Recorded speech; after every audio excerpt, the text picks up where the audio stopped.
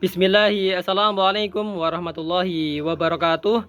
Salam sejahtera Sobat BST.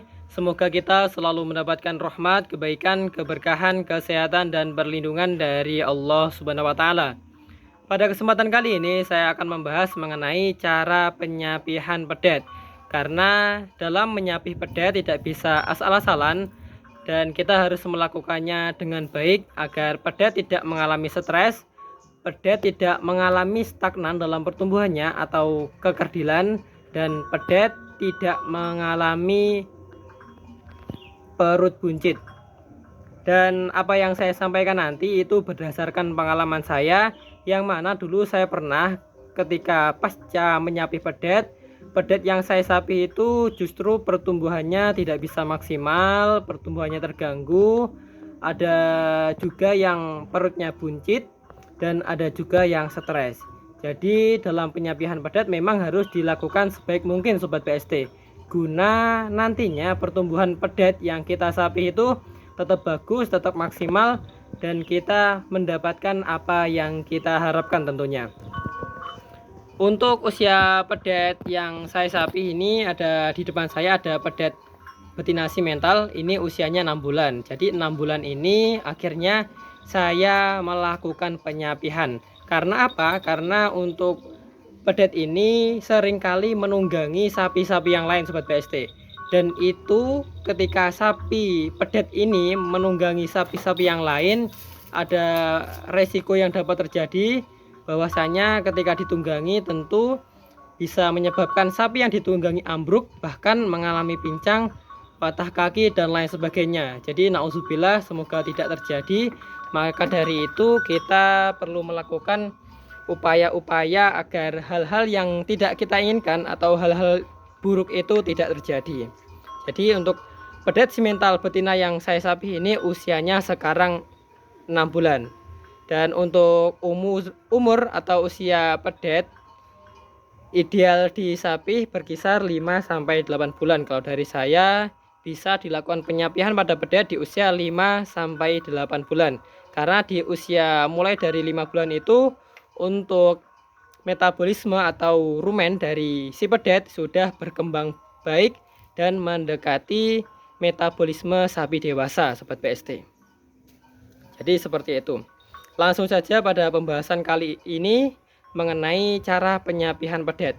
Dalam menyapih pedet, tentu hal pertama yang kita lakukan adalah mengikat pedet agar tidak liar, agar tidak selalu menyusu pada induknya. Padahal susu induk sapi adalah makanan termurah dan terbaik bagi pedet. Tapi memang perlu dilakukan penyapihan karena agar induknya segera bunting lagi, atau ketika sudah bunting, kebuntingannya tidak terganggu, dan juga seperti dari pengalaman saya ini agar tidak menunggangi sapi-sapi yang lain. Seperti itu Sobat BST. Dan tentunya ketika kita ikat, dari mulanya kita liarkan, kita ikat itu akan memberontak dan bisa menyebabkan pedet stres. Dan langkah yang harus kita lakukan adalah pasca kita mengikatnya itu usahakan untuk menaruhnya masih di samping induknya. Jadi kita taruh di samping induknya agar tetap nyaman, agar nantinya pasca kita ikat itu masih kita berikan susu induknya. Jadi bisa diberi susu induknya, didekatkan pada induknya itu bisa kita susukan 2 kali sehari atau sekali sehari. Kalau saya sendiri untuk memberikan susu induknya itu dalam 1 hari 2 kali Sobat BST. Jadi bertahap, nanti 2 kali sehari, 1 kali sehari, dan lambat laun kiranya kita bisa memberikan pakan yang bagus, kita bisa menstop susu indukannya. Jadi seperti itu. Jadi hal pertama yang harus kita lakukan adalah pasca kita mengikat atau mencoba menyapihnya, usahakan masih dekat dengan induknya, masih diberi susu induknya. Sedikit demi sedikit kita kurangin dan kita tidak berikan sama sekali. Jadi harus bertahap Sobat BST. Karena kalau langsung kita petot atau langsung kita sapih langsung, apalagi kita tempatkan di lokasi yang jauh dengan induknya, nantinya bisa menyebabkan pedetannya mengalami stres Sobat BST. Jadi itu yang bisa kita lakukan. Pertama adalah dengan mendekatkan pada induknya dan masih memberikan susu induknya untuk dikurangi secara bertahap. Itu yang pertama. Yang kedua yang harus kita perhatikan adalah dari segi pemberian pakan. Usahakan ketika kita menyapih pedet kita, untuk pemberian pakan itu pakannya yang berkualitas. Jadi usahakan untuk pakannya hijauan yang banyak, hijauan yang berlimpah. Apabila hijauan kita kurang, kita bisa memberikannya komboran atau pakan tambahan berupa konsentrat dan lain sebagainya Sobat BSD. Apalagi kalau pedetannya jantan, jika pedetannya jantan otomatis dan harusnya dimodali, diberikan pakan tambahan yang berkualitas baik komboran atau konsentrat agar pertumbuhannya lebih maksimal Sobat BSD. Lebih maksimal karena untuk pedet jantan tentunya dari segi harga lebih mahal daripada pedet betina. Kalau untuk punya saya ini kan betina, dan untuk pakannya saya usahakan untuk pakan hijauan itu cukup, pakan hijauan cukup, dan sesekali kalau ada komboran saya kombor, dan untuk komborannya saya hanya menggunakan dedak, pakai dedak. Sesekali kalau ada rezeki nanti kita campuri polar Sobat BSD untuk memenuhi kebutuhan nutrisi, karena pedet itu juga masih pada proses atau tahap pertumbuhan. Jadi sapi itu masih tumbuh atau masih pada proses pertumbuhan di usia pasca lahir sampai 2 tahun. Jadi itu harus kita perhatikan Sobat BSD. Yang kedua dari pemberian pakan. Kalau pedetnya jantan, usahakan pakannya lebih bagus, lebih maksimal dengan pemberian komboran dan konsentrat juga lain sebagainya agar pertumbuhannya lebih maksimal. Karena untuk harga antara bakalan jantan dan bakalan betina itu hampir separuhnya. Lebih mahal bakalan jantan jauh sekali. Tapi kembali lagi melihat dari sapinya, bagus tidaknya itu juga mempengaruhi harganya Sobat BSD. Itu yang kedua adalah dari pemberian pakan. Dan tak lupa adalah jangan memberikan pakan itu terlalu banyak seratnya. Contohnya adalah pakan kita hanya jerami kering, dan jerami kering itu banyak seratnya atau kobot. Jadi usahakan untuk pakannya itu jangan yang keringan. Jadi bisa kita berikan pakan keringan, dan yang terpenting itu harus kita memberikan pakan hijauan, dan kalau ada diberikan pakan tambahan seperti yang saya sampaikan tadi. Itu dari pemberian pakan. Yang kedua, agar perutnya itu tidak buncit Sobat BSD. Kalau yang pertama tadi agar tidak stres, agar tidak buncit, kita bisa melakukan ini. Dan yang ketiga ini dari pemberian air minum. Tentunya pedet itu apalagi di musim kemarau, di musim panas itu nafsu minumnya akan tinggi. Dan ketika pedet itu minta air minum, usahakan untuk pemberian minum jangan banyak Sobat BSD. Jadi sedikit saja sekiranya cukup. Agar kenapa? Ketika air minum yang kita berikan terlalu banyak, apalagi pakan kita hanya pakan-pakan kering yang mengandung serat kasar tinggi, dan kita banyak memberikan air minum, itu bisa menyebabkan pedet mengalami perutnya buncit Sobat BSD. Jadi perutnya bisa buncit, dan itu pastinya nantinya juga mempengaruhi terhadap perkembangan atau pertumbuhannya, yang mana juga dapat menyebabkan sapi mengalami stagnan dalam pertumbuhannya atau sapi menjadi kerdil Sobat BSD.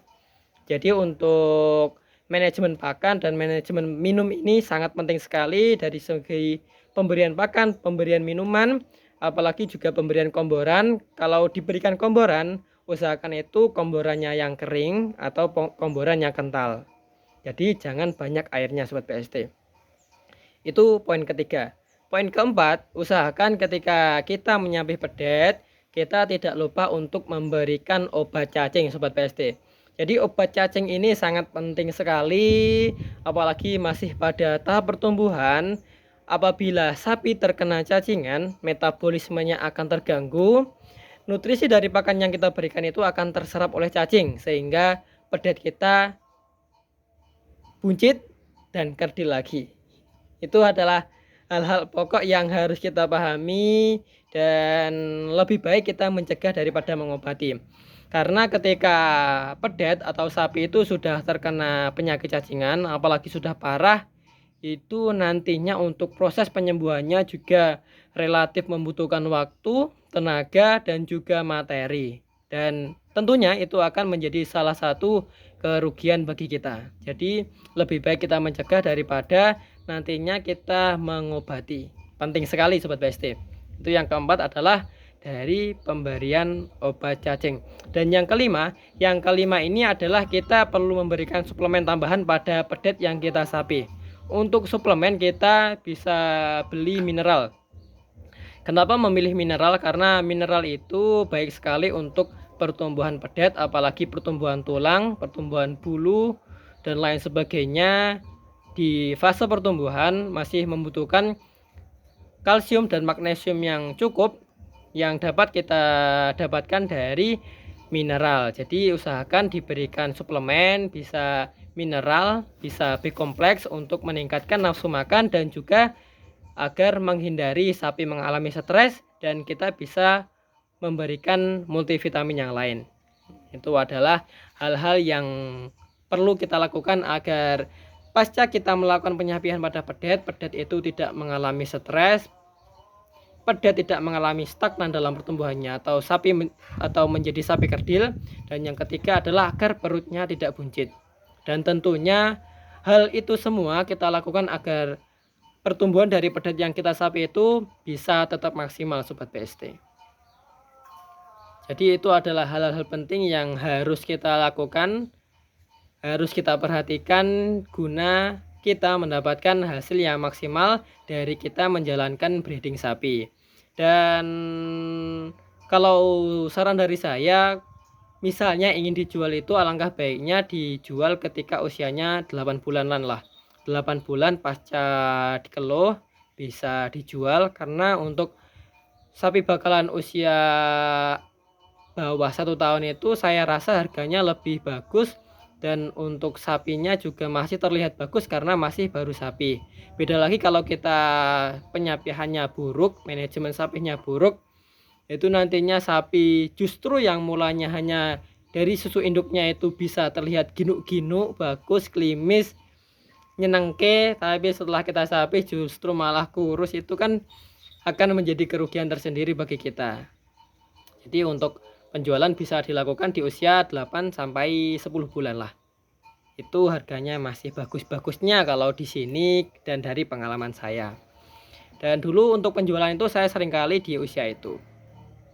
Nah, jadi itu pembahasan kali ini mengenai cara penyapian pedet, mengenai tips manajemen sapinya bagaimana agar kita tetap mendapatkan hasil yang maksimal pasca kita melakukan penyapian pedet. Jadi itu yang bisa saya sampaikan kali ini Sobat BST. Ada kurang lebihnya mohon maaf. Terima kasih. Wassalamualaikum warahmatullahi wabarakatuh.